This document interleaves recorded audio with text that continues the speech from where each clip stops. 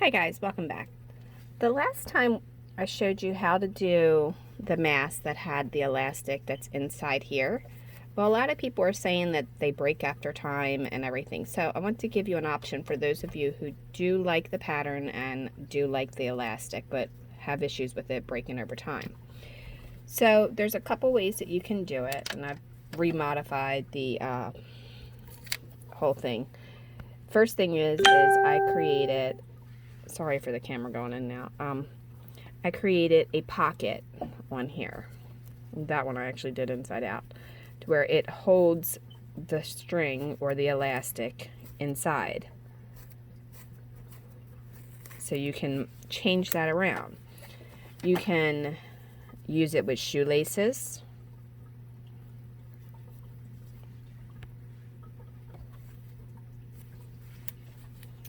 You can cut some t-shirts into very long strips.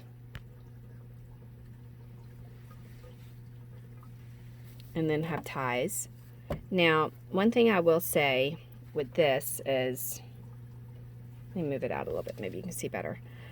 If you tie it at the top and you feed it through both, then what you'll have is you can put it on and this will actually pull down as tight to your neck as you can get it. Or not your neck, but your head. And then you can pull this back and then tie this around your head, and it makes it a much tighter fit, as opposed to just having the two of them where you can tie them individually. Okay, so that's an option. And again, I'm going to show you how you can make these pockets. Now, this one here I did smaller because I was doing it for the elastic. And I did it for the thin elastic versus the thick elastic. I want to see which would feel better. To be honest with you, the thicker actually feels a lot better, and that's a 1/4 inch versus this here stuff. All right, so put a pocket in there. I serged this edge, and basically to do this, I also did a little embroidery on there. But basically to do this, you're going to do the same exact thing that we did with all the other masks. The only difference is you're going to create a template that's longer.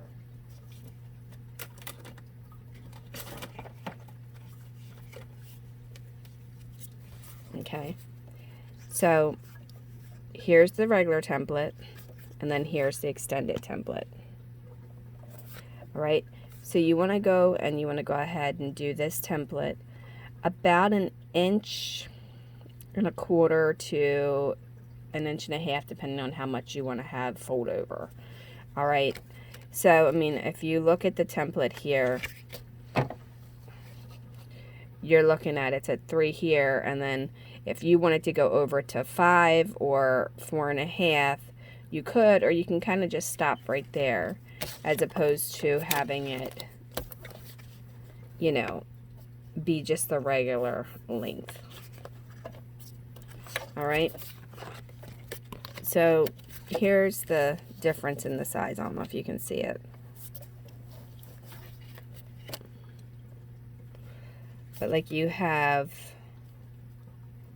this here, and then this part that's here is the part that you would fold over into here and stitch. So depending on how wide you want this to be is how wide you will actually extend the template. Now, I'll leave the link below for the template that I created and I used for my mask. And they fit pretty well. They fit the face better than any of the other ones that I've seen and done, with the exception of this mask that was made by this guy that's on the internet. And you need to put metal in it. This is some that he did. And there's a link for that as well. I'll put that down there. But this fits kind of like a cone shape. Basically the same theory, except for it goes under your chin more and around your face tighter. Oh, sorry, it's been a long day. Anyhow, I ended up stitching a pocket here because I wanted it to be able to hold the metal. And for the metal that I'm using, I made this one to where it's removable. This one is not. This one's tucked in there. And the reason I ended up changing it is because I found that with this aluminum that I'm using, it ends up taking and bending once you wash it and dry it, and then it becomes an issue with re-getting it like in place because it bends so easily. And basically that's just an aluminum tin lid. And what I did with them is, and just so you can kind of see it outside of that, I just folded it in half, so it's actually 2 layers here, and then I put it on a piece of foam, and it went right through the sewing machine. However, I don't recommend putting it through the sewing machine because I sewed about, I don't know, maybe 10 more masks after I did this, and then my sewing machine bobbin casing down here, the main frame that went around it didn't work right after that, and I ended up having to buy this sewing machine until I can have that one fixed and figure out what's going on with that. But then I also cleaned my sewing machine, so I don't know if it had anything to do with this at all. However, I wouldn't chance it. I would just literally hot glue it together and tell people to pull it out when they wash it. Alright, so let me show you how to do this real quick. Okay, so I've got them sandwiched together, and I have the right side facing the fold on the right side. Okay, then I have my inner lining fabric, which this is a very thick cotton that I am using that was actually part of some drapes. It's super, super thick. If you go to blow through the mask, you can't blow out a flame. So that's why I chose that. It is a little bit harder to go through some sewing machines, but I originally started out with lots and lots of layers, and I found it to be much easier to do it this way. Alright, so I'm just leaving about a 1/4 inch seam allowance. And I have the sewing machine on slow so that you can see, and I'm going to come right up here about a 1/4 inch and then back.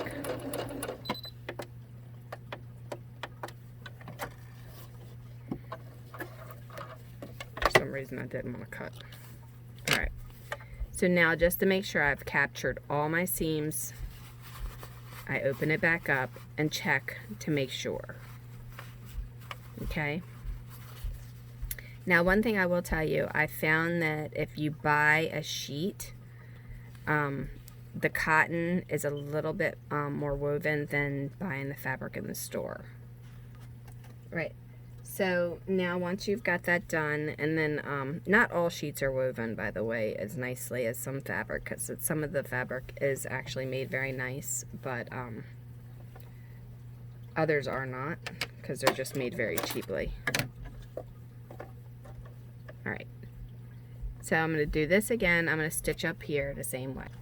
Alright, so once I have that done, I want to check my seams, same way. Then I'm going to take my pinkin shears, which you can use scissors, and if you don't have pinkin shears, then you can just kind of go like this all the way up. But I like to do the pinkin shears because it gives it a little bit quicker, or it goes a little bit quicker. And I'm just going about 1/8 inch off. You want to do that to all of your seams that you just did. Alright, now once you do that, you want to flip your seam inside out and make sure that you don't have any broken seams in there. Then you want to sandwich the nose to the nose with sides facing each other. You want the good sides facing each other. Okay? And unless, of course, you want the back side of your fabric to show, then you do it this way. Okay, so your seams should be on the outside. A seam here and a seam here. Once you have that done, then you can use clips, safety pins. I like these little Wonder clips. They're great. They make life easier with sewing. I don't know where they were all my life, but I saw somebody use them in a video and I thought, oh my gosh, they're great. I'm going to order some, and so glad that I did. So just go ahead and clip it all the way around on the top, and then do the same to the bottom, straight across here. Okay, once you have them sandwiched together, it'll make life a little bit easier for you. So what I like to do is I like to take and start with my top And then I go, it's about 1/8 of an inch in from this part. So the needle's about 1/8 inch over and then over here. So it gives you about 1/4 inch seam allowance.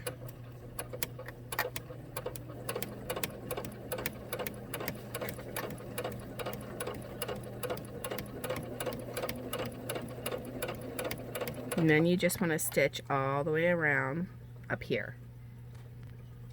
Okay, so once you have that stitched, now you want to do the same exact thing to the opposite side.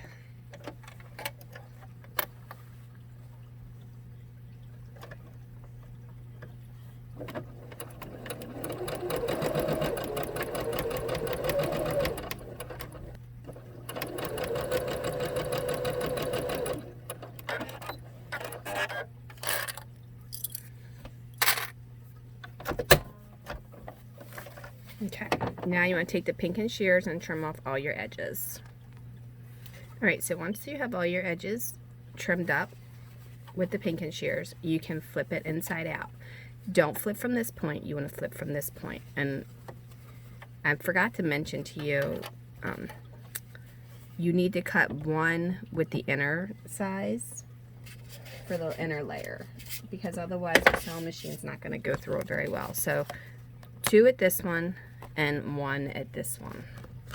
Okay, so 1 at the normal size and then extend 1 over. Right, so now you want to cut this, and if you sewed all your seams, or not cut it, I'm sorry, you want to flip it. And if you did all your seams correctly, it should flip fine and you shouldn't have any issues.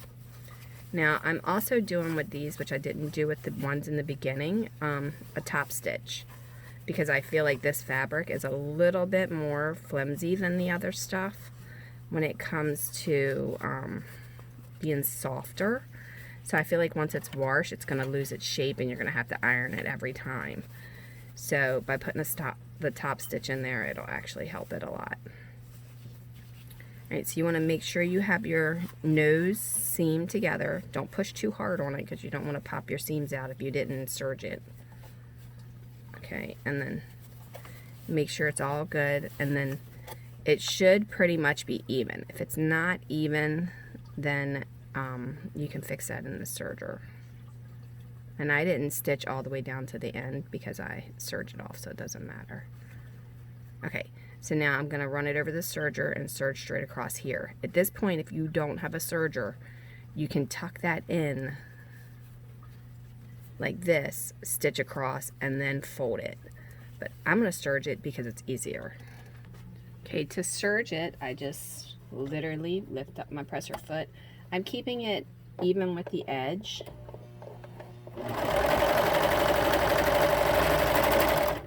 And then you always serge out longer than you need. Now, on a normal serger, you would take these little ends and you would slide them back through here. There's a hook, or you can use a crochet or a regular needle or anything really to pull them back in there. But I'm going to be tucking them under, so it doesn't really matter to me.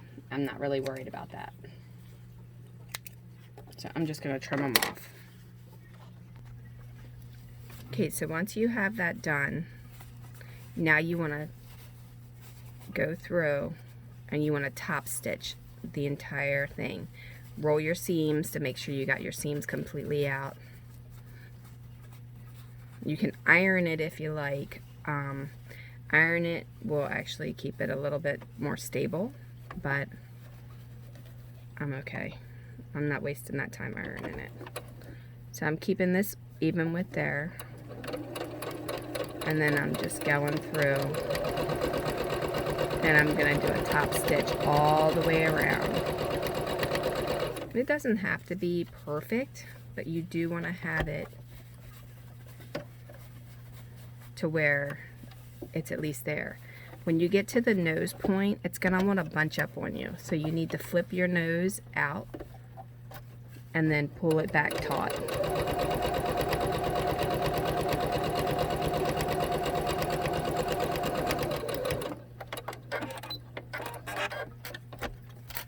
And then you should have a top stitch that looks something like that. Do the same thing to the bottom. Okay, so now once you have that, you want to fold your mask again together. You can trim off any excess threads if you like now, or you can wait. Okay, so you want to fold it together and make sure everything matches up. Then you want to fold one in and then two in.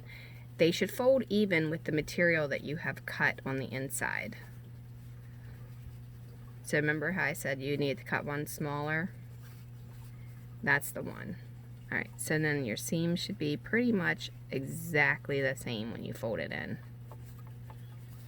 Alright, I'm going to take a wonder clip and I'm going to clip it there.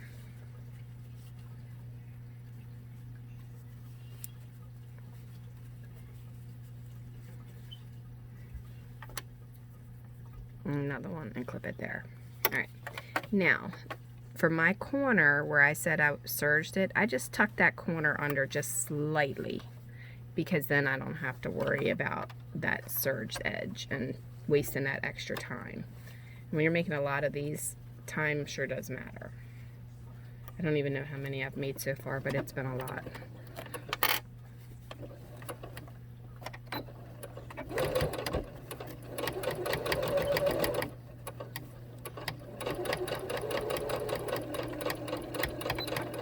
Alright, now double back.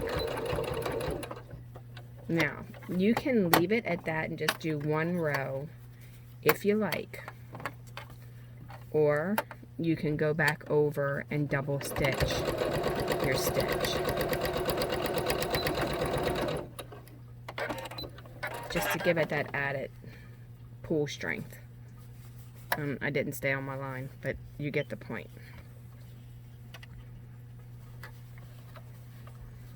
Fold that corner over.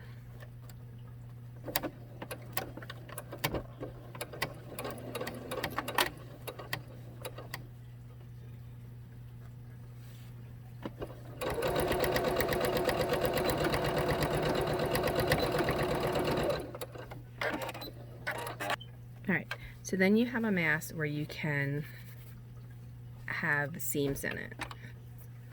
Alright, so how do you feed it? Well, you get yourself a large paper clip that's, or not paper clip, safety pin. That's pretty much the length of it. I don't think they come any longer than this, but this is enough to where you can still hold it at the bottom and then do it through the top. No matter what you're feeding in here, and I'm going to show you a couple ways of doing it. I fold this over. This is the t-shirt. I'm going to show you it that first. If you're doing the top one, you want to feed it through here. You can still feel the bottom, and then you pull it up. Getting through that first piece is a little bit tough, but once you get it through there, it goes straight through. Then I'm going to go back down through the right side. Okay, and the reason for this is because I want to have that top piece where I only need to put this on the top of my head, and then I want to be able to tie it at the bottom of my head. So you can knot this if you like. If you don't want to sew it, you can just knot it, or you can stitch it either way. So this part goes around the head, and then you would tie the bottom part, and that's all that you would do, and this would pull snug, and then it would make it a lot easier for you getting it on and off. Alright, so that's with that. Now, if you want to do elastic, you're going to do the same thing, but you're going to fish it through.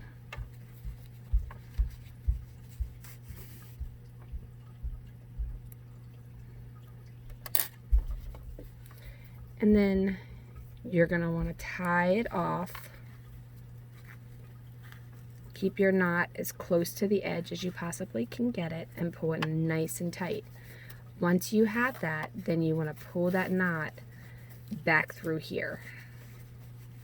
And it might be a little bit of a test of your patience, but it will go through. Okay? And then now you have a piece of elastic that you can replace.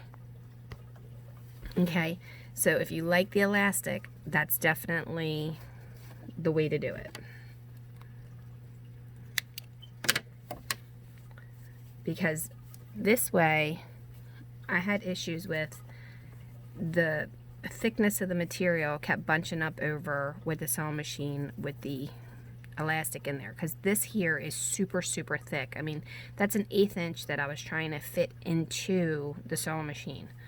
It didn't like it, okay? And if these break, because you know I went double back over top of the elastic to give them extra durability, and if it breaks, what's going to happen is you can't replace it. But with this, you can, and you eliminate that bunched up material all at the end. So this way you just need a safety pin. So when you're making the mask, give everybody the elastic and just give them a safety pin with it. And then they have the ability to make these as long as they want or as short as they want. And the other thing they can do with the elastic, if they don't want it to wrap around the ears, they can feed it through exactly like we just did with the string or the t-shirt material, and then they can tie it off to fit their head. That way you're actually able to get a better accurate size on each of them. Now I'm going to show you, well, I'll just leave that one in there and show you on the other side how I did the very thin elastic. I ended up taking this really thin elastic, and this is a craft needle that's pretty big. It's got a huge size hole in it, okay? And you have to fight for a second to get it in the hole, but you can get it in the hole just like that. And then you would just feed it up the same way we just did that. And then the point on this is not very long, and it's not, or not very long, not very pointy. I mean, like, you can like do that and it's not going to hurt you. I mean, it might feel uncomfortable, but it doesn't like poke a hole in your skin or anything. See, it just puts an indent. But they sell these in plastic too, by the way. So then you would just take that, and I'm not going to do it on the whole thing, but then you would just knot it off, and then you would have that piece on that side that would actually be just like these. So then you've got the thinner piece. You know, and the other thing that you could possibly use, and I haven't tried this, but I'm assuming that it would work the same way, is hair scrunchies. You know, the really long ones that you wrap around your head for your headband. You could use that as well. If you had shoestrings, you could put the shoestrings through it. This is a 45-foot length. If you buy one, then you're actually going to end up with two, because what's going to happen is you're only going to need one unless you do the double tie. So with a shoestring, you're going to do the same thing, only I'm going to just do one hole through here. Okay, you're going to go up through one side,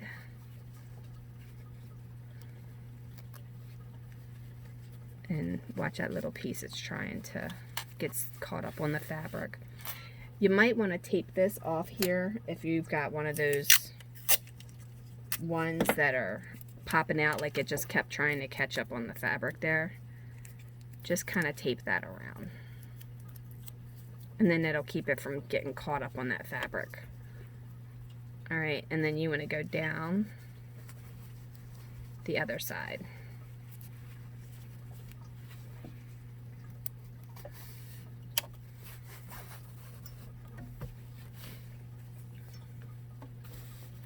And then there you have a much neater tie. Like, as you can see, it looks very nice. The seam is thick enough to where it holds both. And then when you put this on, what happens is this will bunch up, and then it'll pull super tight here and here, and it'll keep it adhered to your face better. So those are just some ways that you can do this with the modifications that I've made.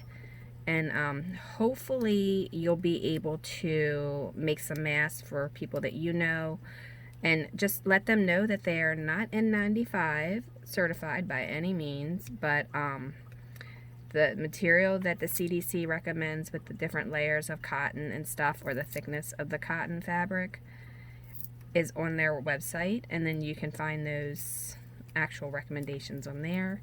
as well as there's a couple surgeons and stuff and doctors that show you like blow test. If you can blow through it and blow out a candle, it's not significant at all. It's not going to do anything but keep you from sneezing on anybody.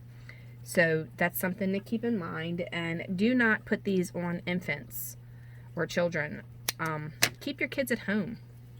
You know, you can get mad at me for saying that, but you know, kids touch everything and everything carries germs, and this virus is deadly. So, you know, keep them at home. Keep them safe.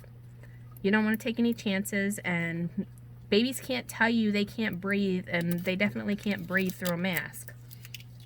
So do not put these on children or babies that are very little. Now, I made some for some cancer patients that were children at the hospital, but they were much older children, and I'm talking like, you know, 14, 15, that kind of thing.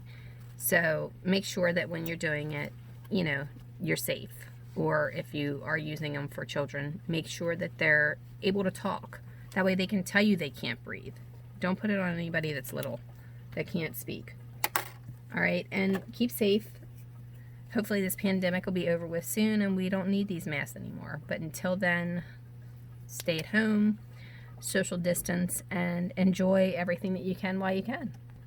Because you just never know. Tomorrow's not promised to any of us. All right? But there it is there, and well, that's a thin one. There's that one.